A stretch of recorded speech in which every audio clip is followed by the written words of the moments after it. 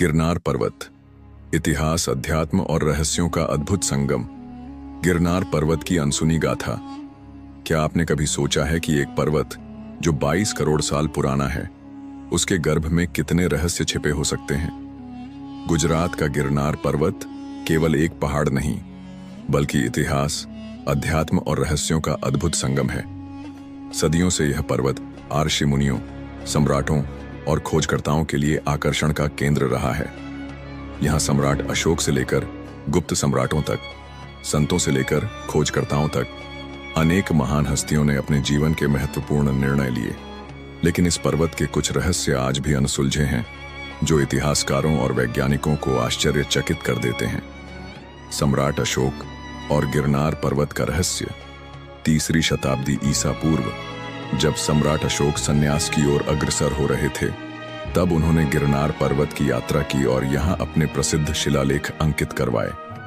इन शिलालेखों में उन्होंने अहिंसा, धर्म और मानवता का संदेश दिया। आज भी यह शिलालेख जूनागढ़ जिले में देखे जा सकते हैं। लेकिन एक रहस्यमय शिलालेख जो गिरनार की सबसे ऊंची चोटी पर खुदवाया गया था, वह आज तक नहीं मिला। लोक मान्यताओं के अनुसार यह शिलालेख पर्वत की किसी गुप्त गुफा में छिपा हुआ है। कहा जाता है कि इसमें भविष्य की एक महत्वपूर्ण घटना का जिक्र किया गया था। कुछ लोग मानते हैं कि इसमें कलयुग के अंत की भविष्यवाणी लिखी गई थी। इतिहासकारों और खोजकर्ताओं ने इसे खोजने की कई कोशिशें की, लेकिन आज तक कोई इसे ढूंढ नहीं पाया। खोया हुआ खजाना और ब्रिटिश अधिकारी की रहस्यमयी गुमशुदगी। गुप्त वंश के दौरान गिरनार एक महत्वपूर्ण धार्मिक और सांस्कृतिक केंद्र था। सम्राट स्कंदगुप्त ने यहाँ अपार धन संपत्ति और बेशकीमती रत्नों का एक गुप्त खजाना छिपाया था। यह खजाना कभी बाहर नहीं आया। जब विदेशी आक्रमणकारियों ने भारत पर हमले किए, तब कई सेनाएं इस खजाने की तलाश में आईं, लेकिन कोई इसे खोज नहीं सका।